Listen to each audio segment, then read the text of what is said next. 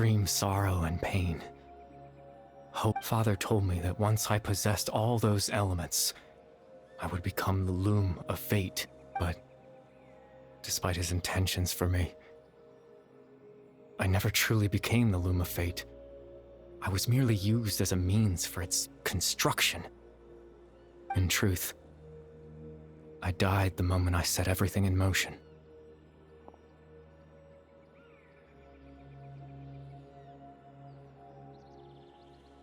The person you see before you now is nothing but a remnant of consciousness left over within the loom of fate.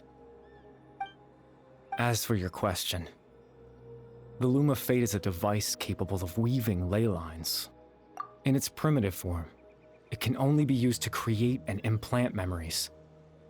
But as more of it is completed, its power becomes stronger and stronger. Once fully completed, the moment it gains the power to weave ley lines, it loses the lower-level ability to influence memories. But it also becomes a tool that can change the entire world. Yes, I have the ability to control the loom in its semi-completed form. I suppose you can think of it as a form of compensation. After all, its existence cost me my life.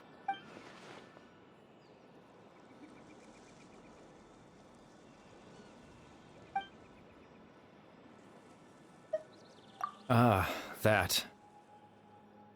I was wrong to implant those memories. I'm sorry I caused so much trouble. I just wanted them to feel like I once existed in this world, as if...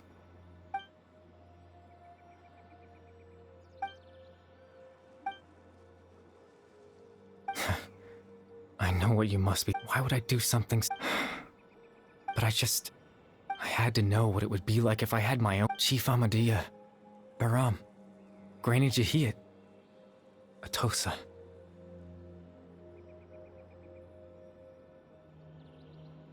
What would it be like if I could live alongside them? No cataclysm, no curse. Just a quiet life in a peaceful village. I was curious, so even if that meant piecing together the version of myself that could have been. I know it sounds stupid.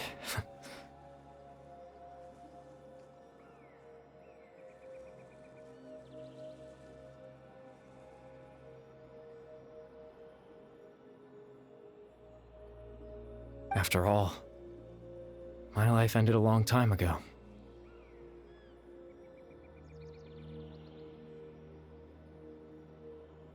Any chance at living was stripped away from me when I was 8 years old. My consciousness left to mature in an illusory world of nothingness. Even the form you see before you was nothing but an invention based on my father's appearance. An imagined version of what I would look like if I had the chance to grow up.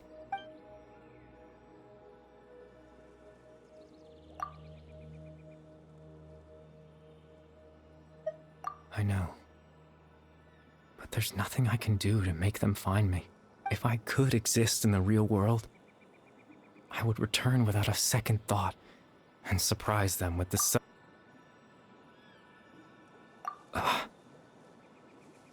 I know.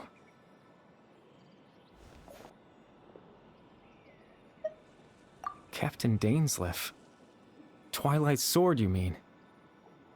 No need to meet up with him. Things should already be settled on his... Exactly. As someone who could only exist in people's memories, the fact that I'm able to talk to you in my consciousness like the loom of fate has already been completed.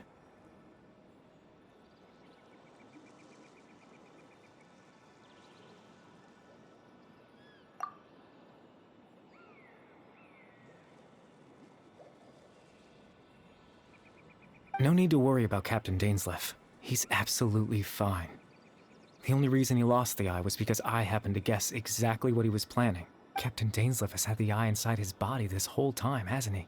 His plan was to lure the Abyss Order to a false location, capitalizing on their pursuit of the eye in order to have the chance to confront the prince. He would then hand the eye to you and tell you to take it away from that location. That way, Captain Dainsleif could accomplish his own goal and ensure the safety of the eye all at once. That's right, because in his mind, he had given it to you already.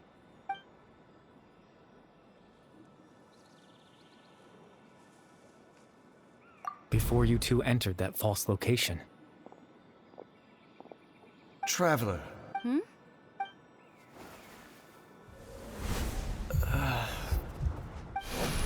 We've no time to lose.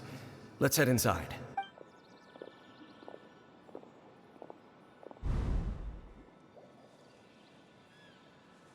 That was when I implanted the memory of him handing you the eye. Given the tense situation at that time, Captain Dainsleif failed to notice anything out of the ordinary. I'm sorry, Traveler, but I needed the Loom of Fate to be completed. And to do that, we had to retrieve the...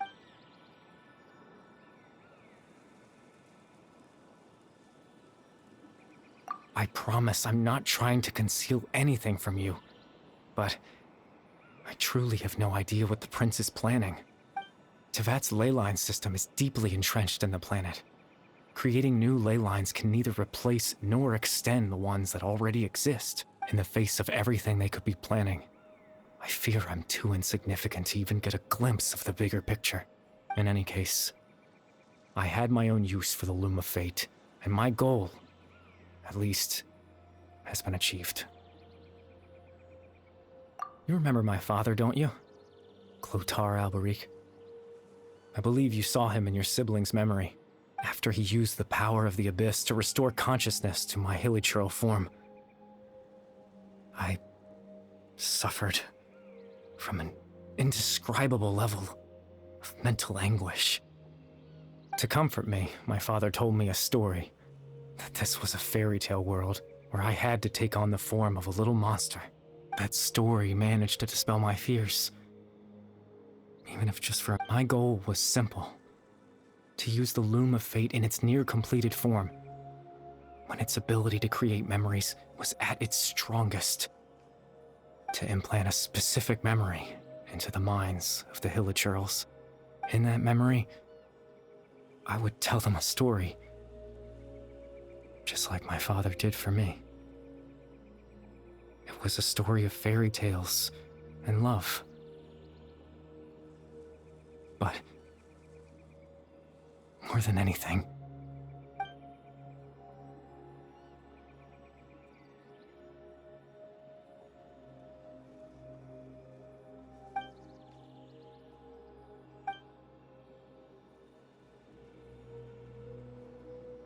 I can't change the world. Not when I lost the very right to exist within it. All that's left of my existence is a wisp of residual consciousness tied to the Loom of Fate. But now, the bedtime...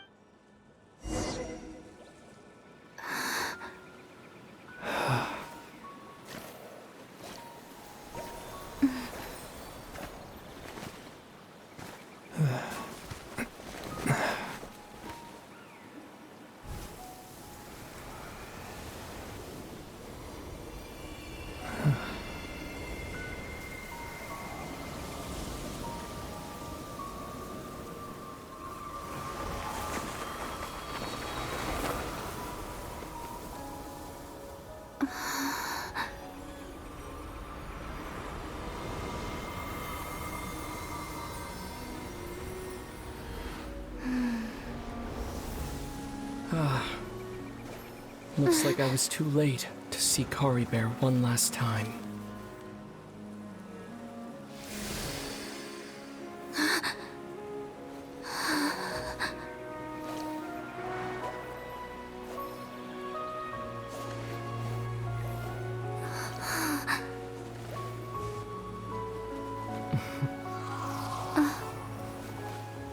Kari Bear's consciousness is gone, and this space will soon disappear along with it. Neither of us belongs here. That's why we're not tangible. Were that not the case, I'd love to hug you too. Well, how about a conversation?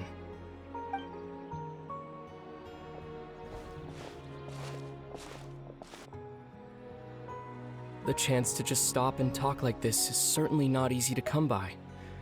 Wouldn't you agree? That battle earlier was tough.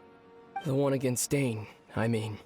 I didn't expect that after everything, he would still hesitate to raise his sword against me. Were it not for that, perhaps I'd still be no match for the Twilight Sword. Even after 500 years. The Loom of Fate, huh? I still haven't found a way to utilize it to its full potential. But there's still time before the heavenly principles awaken. Yes, for 500 years now, ever since the cataclysm in Conria, there's been no sign of activity. Not long ago, you witnessed the Hydro Archon destroy her divine throne. Yes, such a flagrant disregard for the rules, and still Celestia took no action. I suppose that's proof enough of the Heavenly Principles situation. However, the Heavenly Principles will awaken. We just don't know when that will be, or what might trigger it. You could say that. Just look at Kari Bear. He was so pure and single-minded. The space we now find ourselves is a perfect representation of who he was.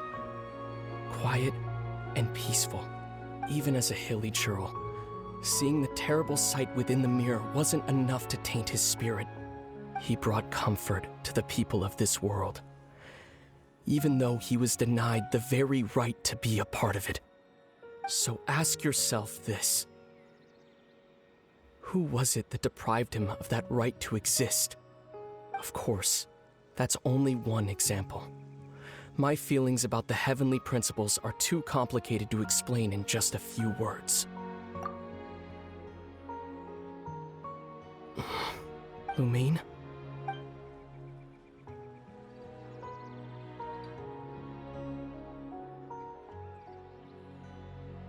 You're the only one in this world who calls me that.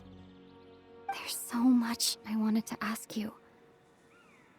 But for some reason, I'm not interested in asking those questions right now. There's just one thing I have to ask. One thing I could never understand. Why? Why can't we continue our journey together?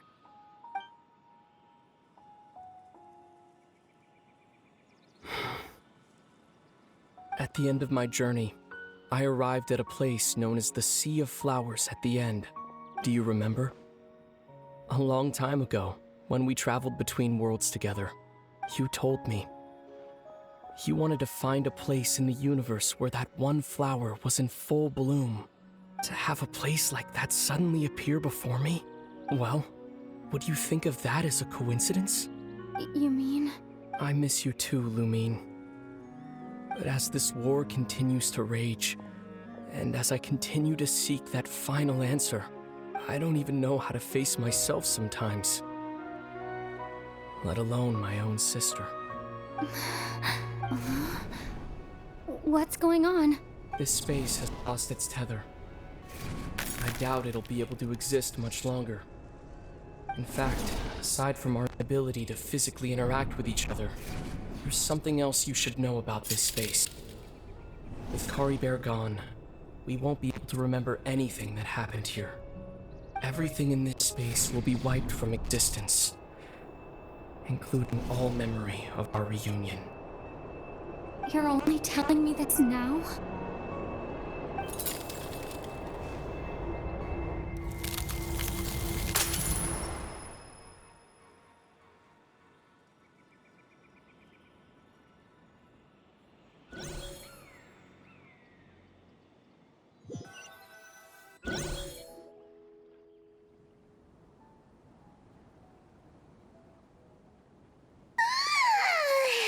Still so sleepy.